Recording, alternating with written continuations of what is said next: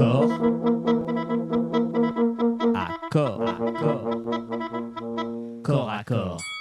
Tiens, une petite question avant de commencer. D'abord, est-ce que vous en aviez entendu parler avant, chers amis, de ces biolabs? Si oui, par qui? Parce qu'il n'y en avait pas beaucoup en France qui en avaient parlé. On en avait parlé avec Stanislas Berton, mais dites-nous. Et puis, aussi un petit rappel, on n'a que la moitié de pouce. Alors déjà qu'on est sur les vues, on est un peu endormi aujourd'hui. Pourtant, les sujets sont très, très importants. Peut-être aussi, justement, qu'on est un peu effacé par les algorithmes. On n'a pas que des amis, là, on va dire, du gouvernement aujourd'hui dans notre live. Mais écoutez, je compte sur vous et dites-nous surtout si vous aviez entendu parler de cette histoire des biolabs et par qui. Voilà, alors je suis très heureuse d'accueillir d'abord Stanislas Berton et Lucien Cerise. Bonjour Stanislas Berton. Bonjour Clémence. Et merci d'être avec nous aujourd'hui, spécialiste des risques systémiques, analyste des effets du mondialisme, auteur de L'homme et la cité, tome 1, 2, 3 aux éditions du Temps retrouvé, Q, la plus grande opération de réinformation de l'histoire.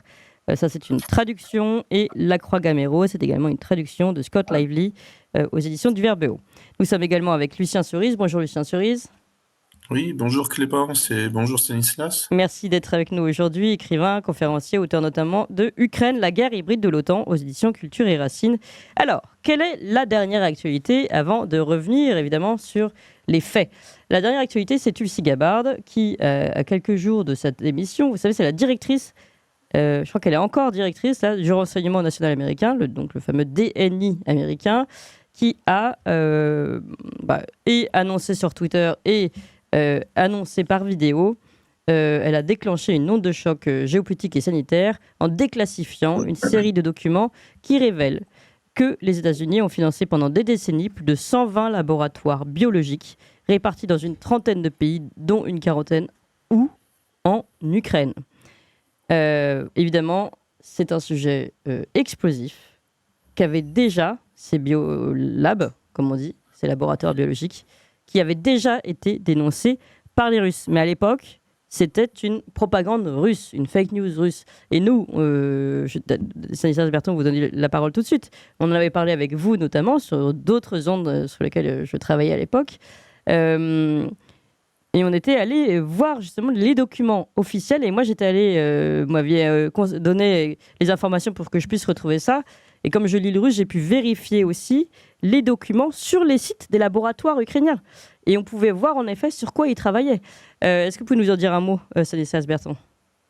Oui, comme vous venez de le souligner, c'est quand même une confirmation, puisqu'on a crié, tous les médias ont crié pendant 4 ans à la propagande russe, à la fake news russe, et là c'est quand même confirmé par la plus grande instance du renseignement américain, et donc l'existence de ces biolabs financés par les Américains est attestée en Ukraine. Et donc en effet, on en avait parlé en 2022, puisqu'il y avait une division de l'armée russe qui était dirigée à l'époque par le général Kirillov, qui a été assassiné d'ailleurs, je crois que c'était l'année dernière, qui publiait un ensemble de documents, donc c'était tout à fait accessible, c'était en russe et en anglais. Toutes ces preuves ont été apportées aussi, je le précise, devant l'ONU. Donc les Russes dès 2022 étaient en train de faire en fait un dossier pour dire regardez, notre intervention en Ukraine a eu aussi pour but de démanteler tous ces laboratoires de recherche bactériologique financés par les Américains qui mettent en danger la sécurité nationale russe et même au-delà de ça la sécurité mondiale, puisqu'on va y revenir, il y a des implications mondiales. Et ils avaient donné tous les éléments. Et à l'époque, on avait déjà parlé de ça avec vous, il faut rappeler que les Russes avaient apporté les preuves du financement de ces labos par le système fédéral américain, mais aussi par tout un réseau financier lié à l'État profond américain et notamment à la famille Biden. Donc ça, c'est très important de le souligner, puisqu'il y a quand même une entreprise qui est centrale dans toute cette affaire, c'est MetaBiota. MetaBiota qui est quand même financé via le fonds Rosemont-Seneca dans lequel est associé Hunter Biden, donc le fils de Joe Biden. Et il y a beaucoup d'entreprises du complexe, on va dire, militaro-biologique américain. Donc il y a MetaBiota, il y a Black & Veatch, il y a Labyrinthe, enfin il y a tout un ensemble. Et en fait, les Russes avaient fait tout un diagramme que j'ai souvent partagé sur les réseaux sociaux où on voit ces circuits de financement qui passent par ces entreprises pharmaceutiques américaines avec de l'argent et de la recherche qui vient de l'armée américaine. Et puis en coopération avec l'armée ou les services de santé ukrainiens. Et juste, puisqu'on parle de ça, une petite parenthèse sur Metabiota. Je voudrais juste te dire que Metabiota, son PDG, c'est Nathan Wolf. Nathan Wolf qui est cité 589 fois dans les emails d'Epstein. Donc ça, c'était une information qu'on n'avait pas à l'époque. Et qui est aussi un grand ami de Ghislaine Maxwell, avec qui il a travaillé sur le projet Terramar. Donc vous voyez, c'est un tout petit monde. Et on retrouve toujours les usual suspects, j'ai envie de dire, quand on travaille sur cette pieuvre, en fait, voilà, militaro-économico-industrielle, avec au cœur les biolabs et les recherches sur des pathogènes dangereux en Ukraine et dans le reste du monde. Oui, alors je vais vous faire entendre la prise de parole de Tulsi Gabbard du 12 juin, parce que comme vous l'avez dit, c'est intéressant. D'ailleurs, je vois les réponses, beaucoup de nos auditeurs qui répondent depuis « Oui, on en avait entendu parler ». Alors, je vois que nos auditeurs sont très informés, mais pas par des médias mainstream. Certains suivaient Xavier Moreau, disent dans d'autres... justement, dans d'autres médias, peut-être celui sur lequel on avait œuvré à l'époque, Stanislas Berton. En tout cas, ce qui est sûr, c'est évidemment pas les mainstream. Et ce qui est sûr aussi aujourd'hui, certains disent c'est pas nouveau. Non, mais il y a quand même une nouveauté. Comme vous dites, il y a une nouveauté, puis on a des nouvelles informations depuis. Ce qui fait que ce qu'on va reprendre aujourd'hui va être enrichi finalement. La nouveauté, c'est tout de même qu'on a aujourd'hui la déclaration totalement officielle des Américains, qui niait jusqu'à maintenant les faits. Tulsi Gabbard, encore une fois, c'est la directrice du renseignement national américain, et qu'elle a à sa suite, vous allez voir son tweet là tout de suite, et à sa suite, Robert Kennedy Jr. A retweeté cette annonce de Tulsi Gabbard qui dit, qui va dans son sens. Je ne sais plus exactement comment il le formule, mais bon, voilà. Merci Tulsi Gabbard de faire ce travail d'exposition des biolabs américains. Je précise d'ailleurs que le dernier livre de Robert Kennedy Jr. travaille sur ces questions-là. Donc c'est très, très intéressant. Je vous propose d'écouter le début, l'annonce de Tulsi Gabbard, qui date donc du 12 juin. After months of searching through intelligence community holdings and files, today I'm releasing new evidence. Après des mois d'enquête, je rends aujourd'hui public les renseignements jamais vus auparavant qui révèlent de nouvelles preuves du financement passé du gouvernement américain sur plus de 120 biolabs dans plus de 30 pays, dont l'Ukraine. Ces biolabs incluent des laboratoires en Ukraine qui pourraient être compromis en raison de la guerre en cours entre la Russie et l'Ukraine. Par exemple, la communauté du renseignement avait précédemment averti qu'un biolab financé par les États-Unis en Ukraine abritait probablement des pathogènes dangereux et restait vulnérable à des menaces de longue date d'attaque, de saisie ou de dommages par la Russie. Jusqu'à présent, les preuves concernant l'existence complète et le financement de ces laboratoires ont été sciemment cachées au peuple américain. Les informations sur l'existence, l'histoire et les emplacements et le financement de ces biolabs financés par les États-Unis ont été intentionnellement dissimulés par des personnes puissantes qui ont faussement affirmé qu'ils n'existaient pas et qui ont accusé quiconque disait le contraire d'être des agents étrangers et traîtres à l'Amérique. On est vraiment dans notre sujet, hein. Là ça m'amuse beaucoup. Alors, que se passe-t-il vraiment, Lucien Cerise? Pareil, pouvez-vous nous dire ce que vous avez déjà annoncé vous aussi à ce moment-là, sur l'existence de ces biolabs, et surtout que se passe-t-il exactement dans ces biolabs et pourquoi sont-ils là? Voilà, quel est leur rôle? Oui, alors il faut préciser qu'il y a des sources américaines aussi, et qui ne datent pas de cette année. C'est-à-dire qu'avant Tulsi Gabbard, Victoria Nuland avait reconnu l'existence de biolabs en Ukraine. Elle était questionnée par Marco Rubio, donc on a appris à connaître depuis. Bon, à l'époque, il n'était pas connu du grand public français. C'était à l'occasion d'une audition au Congrès américain, et donc Marco Rubio lui demande clairement est-ce qu'il y a des biolabs en Ukraine. Elle répond des facilities. Des services, quoi. Elle essaye c'est un euphémisme en fait, elle essaye de mitiger un petit peu la réalité. Bon, mais bon, globalement, ça revient au même en fait. Mais elle refuse d'utiliser le terme biolabs. On peut trouver l'extrait de l'audition. Il y a plusieurs versions là sur le site d'archivage C-SPAN. On pourra le mettre dans le chat ou dans le forum. Et il me semble aussi, Lucien Cerise, que c'est dans cet échange également qu'elle reconnaît qu'en tout cas, il pourrait y avoir des menaces. En tout cas, c'est bien elle qui reconnaît qu'il pourrait y avoir des menaces sur ces facilities. Enfin, en gros, que cette guerre compromettait ces laboratoires, ces facilities, elle les appelle comme elle veut, et que ça pouvait être dangereux parce qu'ils contenaient certaines choses, certains agents pathogènes dangereux. Ça, c'était intéressant parce que c'était quand même, comment dire, en dénonçant cette guerre et cette agression russe, elle venait à reconnaître l'existence de laboratoires où il se passait des choses cachées, mais visiblement avec agents pathogènes dangereux. Exactement. Et on a une source, je dirais, encore plus lourde, hein, qui remonte à 2005. C'est tout simplement en fait un document du ministère de la Défense, enfin du secrétariat d'État plus exactement, qui est en fait que l'on peut télécharger, hein, en source ouverte. Donc en fait il y a la page sur le site du secrétariat d'État américain, c'est l'équivalent du ministère des Affaires étrangères, et ensuite il y a un PDF que l'on peut télécharger sur ce site, qui fait 15 pages. Je vous lis juste en fait le titre. Hein, c'est bon, donc en anglais, Agreement between the Department of Defense of the United States of America and the Ministry of Health of Ukraine. Donc c'est un accord, hein, entre le département de la Défense des États-Unis et le ministère de la Santé d'Ukraine. Et je continue en français. Donc c'est un accord relatif à la coopération dans le domaine de la prévention, de la prolifération des technologies, des agents pathogènes et du savoir-faire susceptibles d'être utilisés dans le développement d'armes biologiques.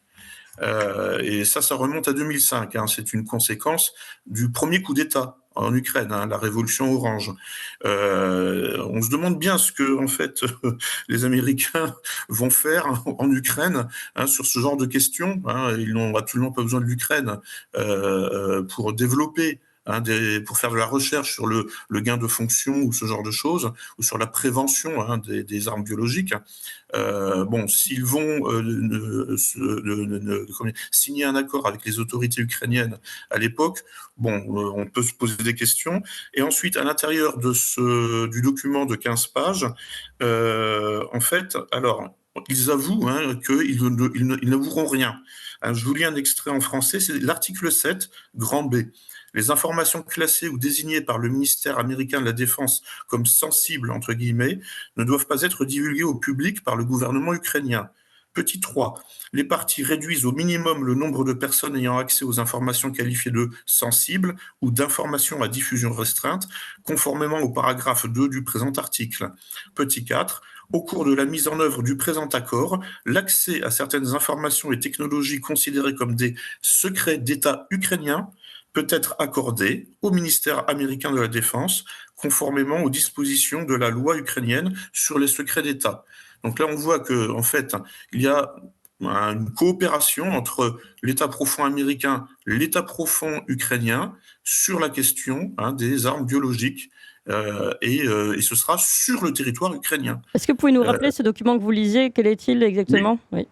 Ah on va le mettre, je peux vous l'envoyer dans le chat. Hein. Oui. Alors ça s'appelle, c'est en fait sur directement le site, hein, state.gov, donc Agreement between the Department of Defense. Je peux essayer de télécharger, enfin d'envoyer, de copier-coller plus exactement le lien tout de suite dans le chat. Je vais préparer ça sur donc. Alors pendant que vous faites ça, moi je vais me tourner vers Stanislas Berton. Stanislas Berton, il y a aussi dans les choses officielles du gouvernement américain qu'on avait déjà évoqué à l'époque, il y a un programme, je crois qu'il s'appelle NUNLUGAR, qui permettait, dont l'objectif était de démanteler les armes de destruction massive de tout ce qui était URSS ou ex-URSS. Oui, tout à fait. J'allais justement rebondir sur ce que vient de dire Lucien. En fait, c'est ça, c'est l'accord NUNLUGAR, date de 2005. Et là, ce qui est intéressant, c'est que déjà à l'époque, il y a Barack Obama, qui à l'époque est un jeune sénateur, hein, il n'est pas encore président, qui fait le déplacement spécialement en Ukraine pour aller un peu, je dirais, regarder ce qui va se passer avec cet accord, surveiller la mise en place, sceller le partenariat. On a des articles de presse qu'on peut retrouver facilement de cette époque. Et on voit bien que en fait, la montée en puissance de ce réseau de biolabs se fait en grande partie sous les années de sa présidence. Donc on voit que c'est pas juste en fait une décision qui a été prise comme ça un petit peu rapidement. C'est un projet à très long terme. Là, on est sur un projet presque sur 20 ans, hein, de création de ces biolabs en Ukraine. Donc c'est une vraie stratégie à long terme d'installer des biolabs nombreux pour faire des recherches en Ukraine et d'utiliser aussi, on va peut-être l'évoquer, l'Ukraine un peu comme terrain d'expérimentation pour certains des pathogènes développés dans ces laboratoires. Oui, parce que alors qu'est-ce qui a été fait pour le moment? Maintenant on a non seulement Tulsi Gabbard, mais donc ces traces entre guillemets déjà révélées avant Victoria Nuland par des détournements de conversation, enfin on va dire par des réponses un peu feutrées, mais tout de même on comprend. On a évidemment la trace de ce programme Nunn-Lugar, et comme vous le dites, j'étais déjà allé vérifier à l'époque. On voit des articles qui annoncent la venue de Barack Obama en Ukraine pour avancer sur ce programme Nunn-Lugar. Donc, l'existence de ces biolabs maintenant est certifiée. Les programmes existent. Alors, y avait-il un but plus grave que celui seulement de démanteler les armes de destruction massive soviétiques? Là, on est au cœur de la question, parce que c'est pas ce que disaient par exemple les Russes. Donc, que peut-on projeter sur ces biolabs et ce qui s'y passait vraiment, Lucien Cerise? Oui, bon, alors, je vais remonter encore un petit peu en arrière, là, en 2017, puisque donc c'est Vladimir Poutine lui-même qui avait annoncé que l'armée de l'air des USA organisait une campagne de collecte de matériel génétique russe. Avec des informations sur le sexe, l'âge, l'origine ethnique, le poids, la taille et les antécédents médicaux du donneur. Ça, c'est où? Ça, vous le trouvez où? Alors, en fait, c'était sorti sur Russia Today, mais bon, aujourd'hui, c'est un peu compliqué d'y accéder. Oui. Et donc, en fait, je vais essayer, en fait, en passant par un VPN, parce que ensuite j'ai trouvé la source, mais reproduite, copier-coller sur un autre site, mais on peut toujours contester la source. Et puis, sinon, j'avais trouvé un tweet qui en parlait. Bon, ça, je vais essayer de refaire une recherche. Mais ça, non, mais Lucien Cerise, pour être clair, ça, c'était ce que disaient les Russes de ce qui se passait dans ces laboratoires. C'est bien ça? Oui. Ça, c'est la version russe. L'annonce du ministère de la Défense, enfin plus exactement des forces militaires, en fait, l'annonce américaine, en fait, était accessible de toute façon. Et donc, elle a été commentée ensuite par les autorités russes. Mais bon, l'annonce existait objectivement. Et alors, ce genre de recherche peut se marier avec les visées ou les conceptions politiques ukrainiennes depuis 2014, puisque bon, voilà, il y a eu récemment un scandale avec la mémoire en fait des nationalistes ukrainiens proches du Troisième Reich, notamment Zelensky a déterré puis réenterré. Il y a eu toute un scandale autour de ça sur ces questions-là. Il faut savoir qu'en fait, bon, les pouvoirs publics en Ukraine ont une conception raciale de la politique, inspirée notamment du Troisième Reich. Ce qu'on appelle le mouvement bandériste de d'après Stepan Bandera, qui est une grande figure du nationalisme ukrainien. Bon, c'est pour ça aussi que les Polonais commencent à grincer des dents un peu là, en fait, par rapport à toutes ces questions-là. Mais donc, voilà, ils sont véritablement, enfin, quand on approfondit la recherche sur la vision politique des autorités ukrainiennes, ils sont vraiment obsédés de génétique. Ils veulent à tout prix démontrer que la génétique ukrainienne n'a rien à voir avec la génétique russe et qu'il serait possible de concevoir des armes génétiques ou des armes biologiques qui frapperaient uniquement les Russes génétiques sans frapper les Ukrainiens génétiques. Alors ça, il y a plein de sources, en ukrainien notamment, sur ces questions-là. Bon, ça fait plusieurs dizaines de pages. J'ai traité tout ça à une époque. Je vais pas, c'est pas, enfin bon, voilà. Mais en fait, bon, il y avait quand même à une époque un travail, notamment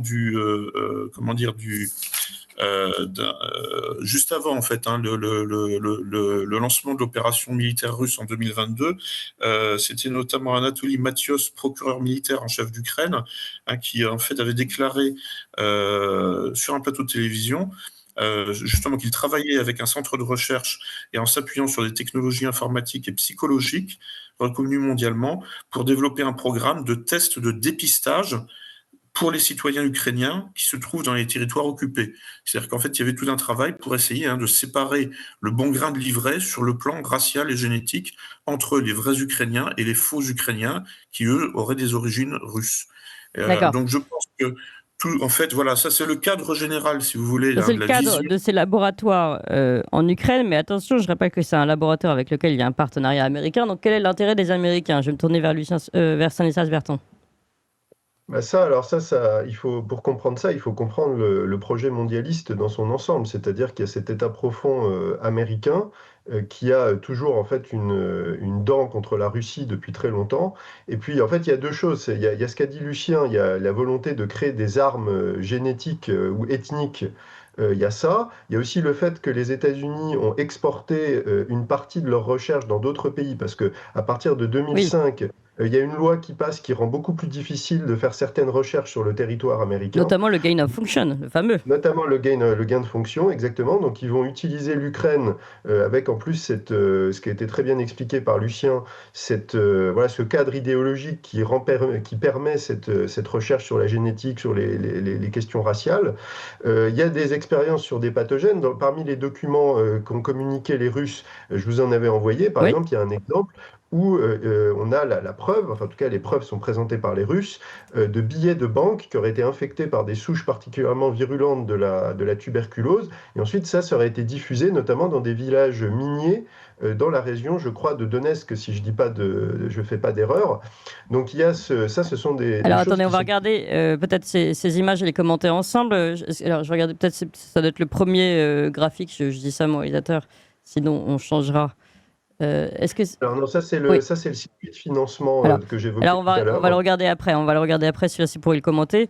Voilà, c'est celui-là, voilà, voilà. tout à fait. Ah oui, Usage c'est ça, délibéré d'un agent tuberculeux pour infecter la population.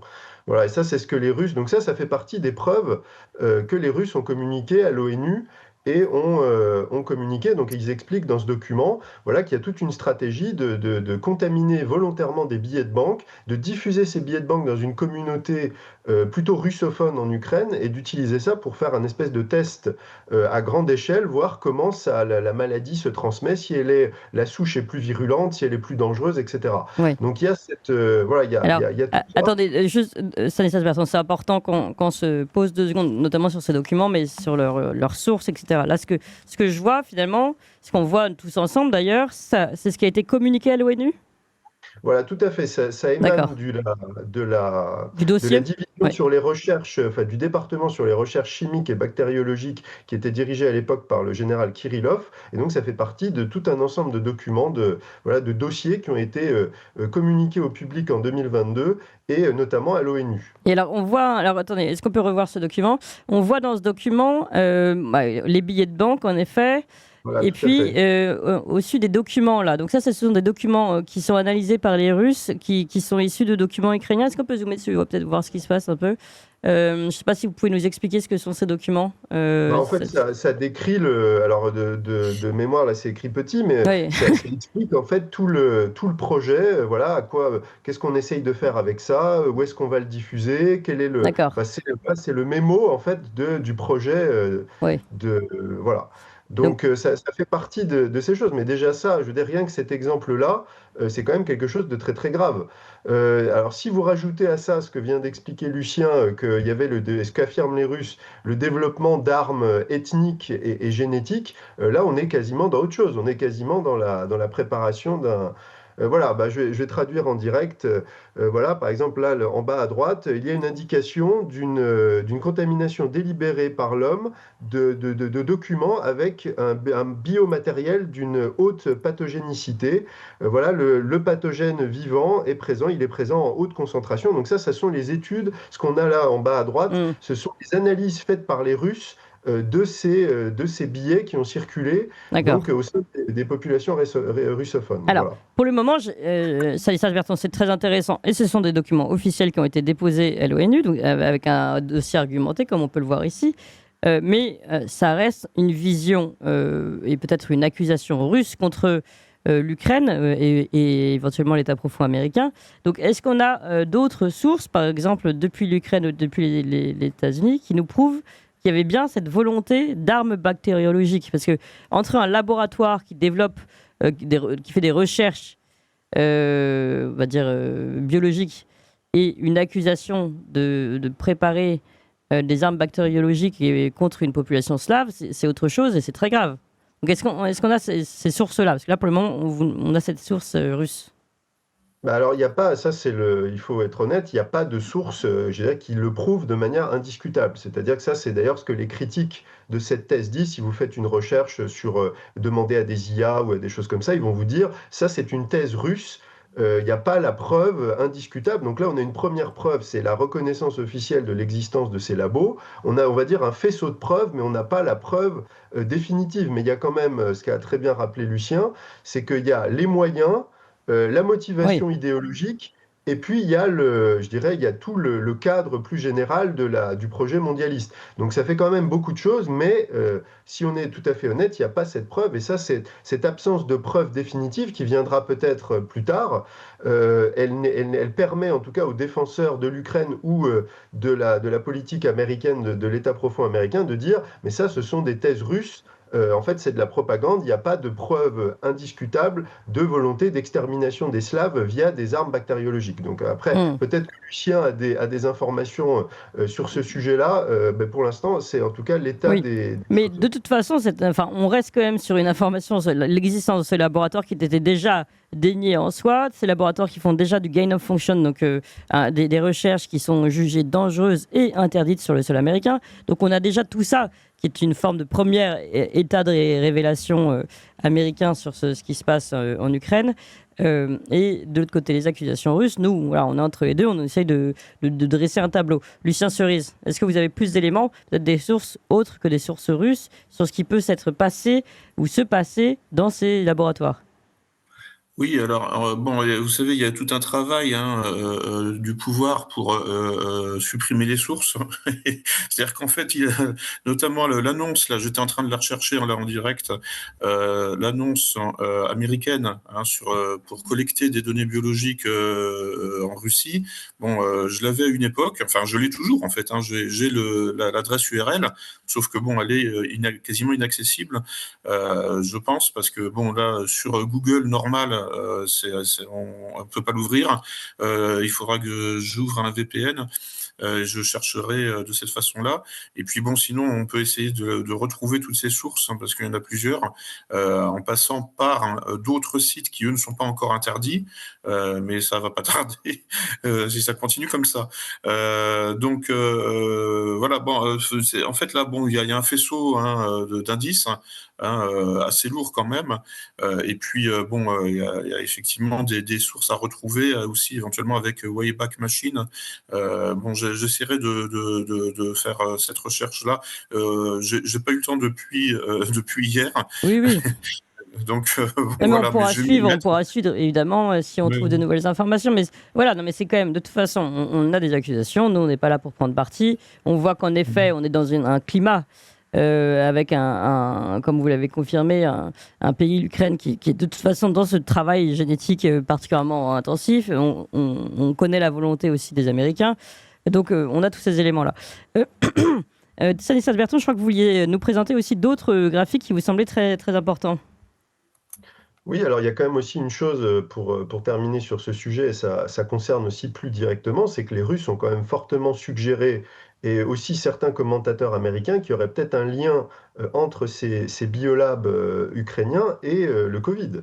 Parce que vous savez qu'il y a aussi cette thèse du Covid. Au départ, on ne pouvait pas dire que ça sortait peut-être d'un laboratoire. Finalement, il y a eu des éléments qui ont dit que c'était peut-être le cas. Et en fait, là, ce qui ressort de certains documents, voilà, travail sur les coronavirus. Donc, on a quand même plusieurs personnes.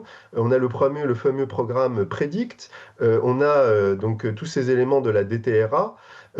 C'est quand même aussi les Russes. Alors, ils ne l'ont pas affirmé clairement, mais ils ont quand même fortement suggéré, et ça peut être un jeu aussi diplomatique, de dire on en a plus sur le coude, donc on pourrait aussi être amené à diffuser ça à l'avenir si c'était nécessaire, de suggérer, vous voyez là, il y a un élément quand même, qui est tiré du comité de la Chambre sur le renseignement, qui dit les membres du comité informent que des armes biologiques pourraient cibler l'ADN des citoyens américains.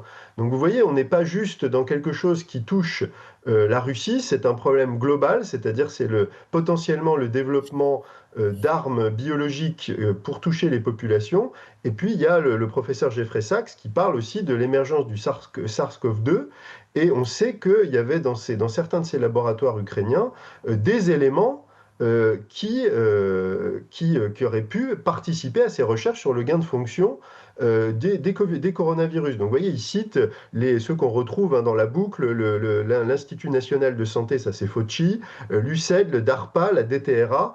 Voilà que il dit voilà, nous n'affirmons pas que ces manipulations en laboratoire étaient liées à l'émergence du SARS-CoV-2, même si elles auraient pu l'être. C'est-à-dire qu'il y a la possibilité technique qu'il y ait un lien entre ces recherches qui étaient menées dans ces biolabs et la recherche sur les gains de fonction des coronavirus. Donc là encore, on n'a pas la preuve. Peut-être que les Russes l'ont et que en fait, c'est un élément qui garde, on va dire, sous le coude pour l'utiliser si besoin.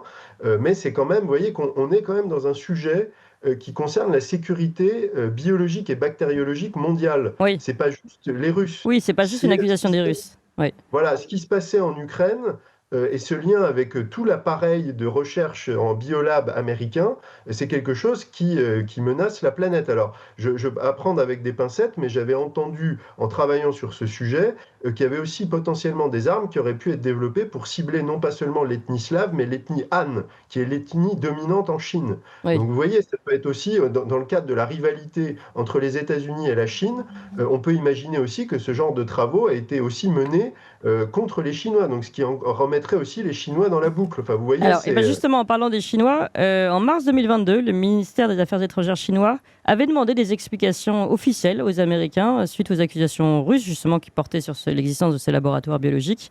Propose d'écouter cet extrait que je vais traduire, évidemment.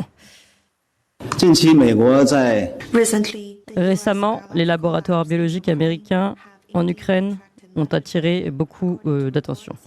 Selon les rapports, une grande quantité de virus dangereux sont stockés dans ces installations. La Russie a découvert pendant cette opération que les États-Unis utilisent ces installations pour mener des plans militaires. Selon les données publiées par les États-Unis eux-mêmes, ils ont 26 laboratoires biologiques en Ukraine. Les États-Unis en ont 336 dans 30 pays sous leur contrôle. Ils ont également mené de nombreuses activités militaires biologiques dans les bases de Fort Detrick chez eux. Qu'ont-ils fait concrètement ? La communauté internationale a le droit de s'inquiéter. Les États-Unis devraient rendre pleinement compte de leurs activités biomilitaires et accepter une vérification internationale.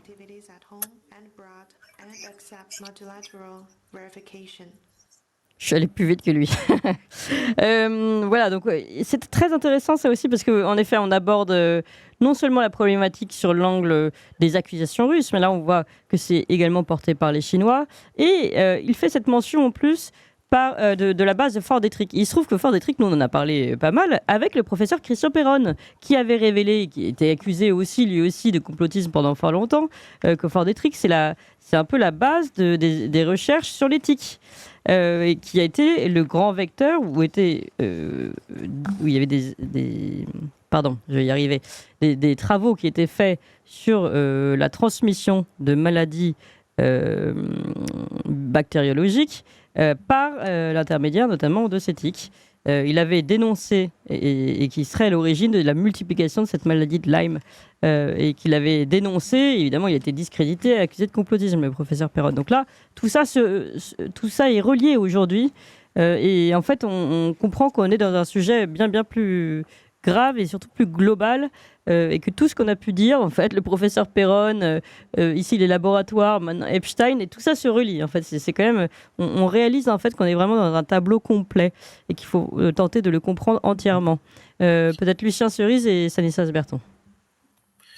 Oui, non, mais effectivement, bon, de toute façon, la recherche sur les armes biologiques commence il y a déjà plusieurs siècles. Hein, c'est pas neuf.